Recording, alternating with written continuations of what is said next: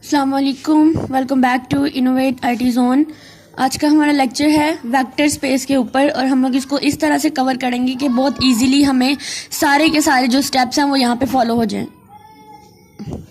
तो इसको स्टार्ट करने से पहले मैं बता दूं वेक्टर स्पेस हमारे पास होते हैं और इसके अंदर जो हम लोगों ने सब टॉपिक्स करने हैं वो सब स्पेस क्या होते हैं, लीनियरली इंडिपेंडेंस और डिपेंडेंस क्या होती हैं, बेसिस कैसे फाइंड करते हैं, डायमेंशन स्पैनिंग किस तरह से करते हैं, ऑपरेशंस इन वेक्टर स्पेस में किस तरह से हम लोग ऑपरेशन करते हैं। इसके अलावा और भी टॉपिक्स हैं जैसे ऑर्थोगोनैलिटी हो गई, आइगन वैल्यूज फाइंड करना, इस तरह की और भी हमारे पास टॉपिक्स हैं जिनको हम लोग अपनी वेक्टर स्पेस के अंदर जो है वो कवर करेंगे।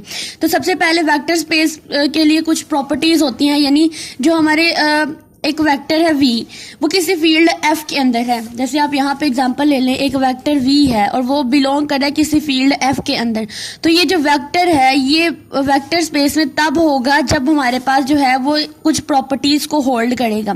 इसमें सबसे पहली प्रॉपर्टीज आ जाती हैं एडिशन ऑपरेशन, उसके बाद scalar multiplication, zero vector, additive inverse and closure. तो इन प्रॉपर्टीज को याद करने के लिए इनके नाम से ही आप लोगों ने याद कर लेना है, क्योंकि इसकी नेक्स्ट डिटेल जो है वो हम लोग थोड़ी देर बाद पढ़ेंगे। एडिशन ऑपरेशन के अंदर जो प्रॉपर्टी जो हमारे पास करैक्टरिस्टिक्स आती हैं वो आ जाती हैं एसोसिएटिविटी आ जाती है, कम्यूटेटिव आ जाती है, existing of the identity elements, ठीक है। उसके बाद स्केलर मल्टीप्लिकेशन आती है। ये दो प्रॉपर्टीज तो हर हाल में लाजमी याद रखनी है, एडिशन ऑपरेशन और स्केलर मल्टीप्लिकेशन। अब स्केलर मल्टीप्लिकेशन के अंदर डिस्ट्रीब्यूटिव और एसोसिएटिविटी का क्या रोल है इसको हम लोग पढ़ेंगे।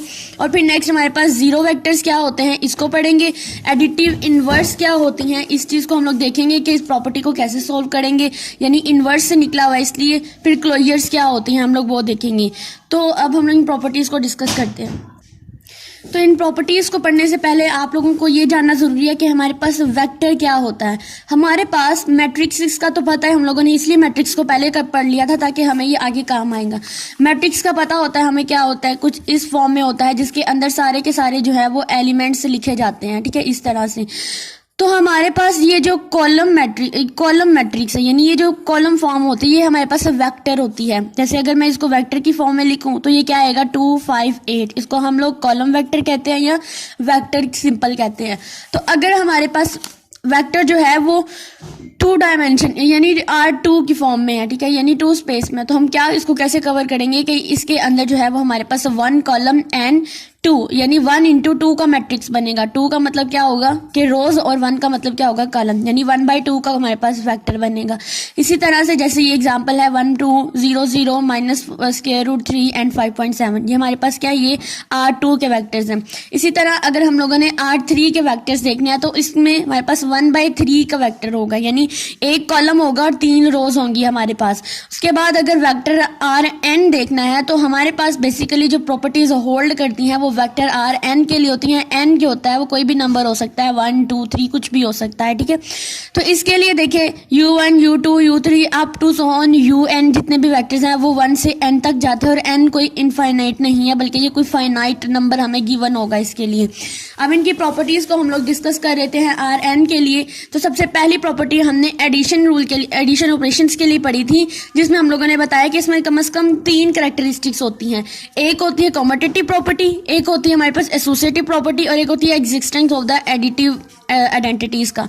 तो सबसे पहले देखो हमारे पास क्या है, u plus v is equal to v plus u, यानी अगर हम u प्लस वी से सॉल्व करें या v प्लस यू से सॉल्व करें तो हमारे पास जो है वो आंसर सेम आता है। जैसे अगर साथ साथ में इसकी एग्जांपल को भी एक्सप्लेन करूं, आप लेट कर लें कि हमारे पास v एक वेक्टर है और इसकी 1 and 2 ये हमारे पास एक वेक्टर है और एक हमारे पास है u। तो u वेक्टर्स की क्या एलिमेंट्स होंगे, आप लोग ले लें 3 and 4, ठीक है।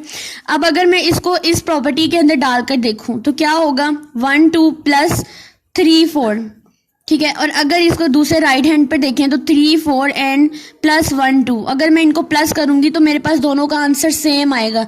3 + 1 कितना हो जाएगा, और इसी तरह से हम लोगों ने वेक्टर्स को जो है वो सॉल्व करना है, ये हमारे पास यूं।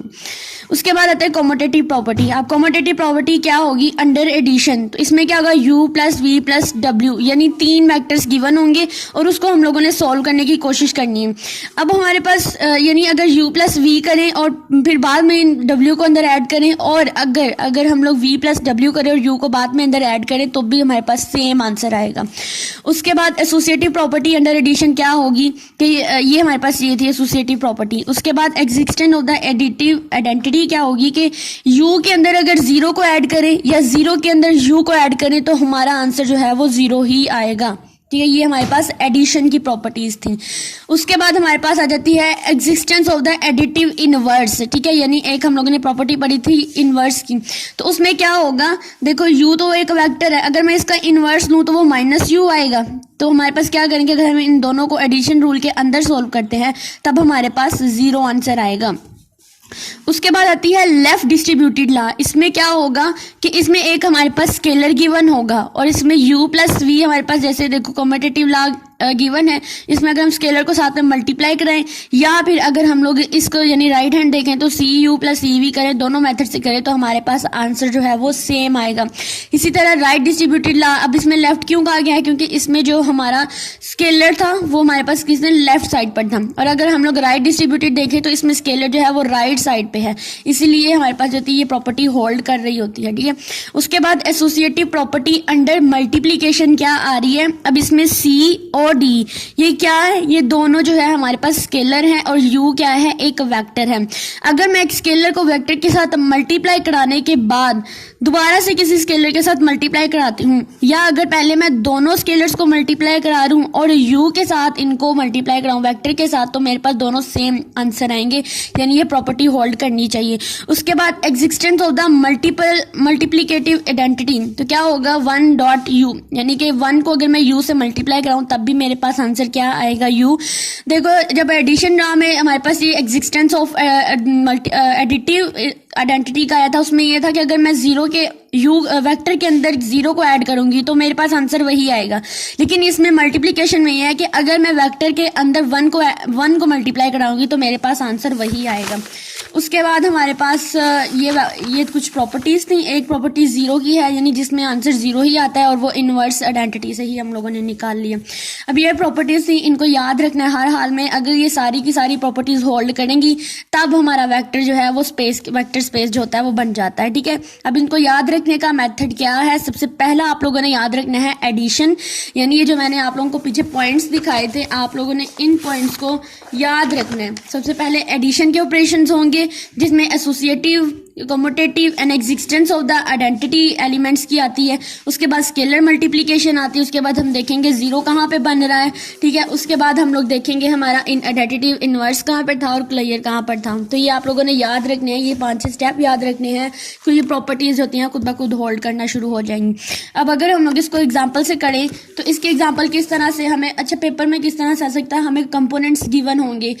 जैसे देखो उन्होंने एक v वेक्टर दिया होगा और एक u वेक्टर दिया होगा, हो सकता है वो कहें कि u डॉट v ये फाइंड करो, या वो कह सकते हैं प्रूव करो कि u प्लस वी जो है वो equal to v plus u, यानी इस तरह के क्वेश्चन होते हैं और आप लोगों को इस तरह के क्वेश्चन जो है वो आ जाएंगे बहुत इजीली।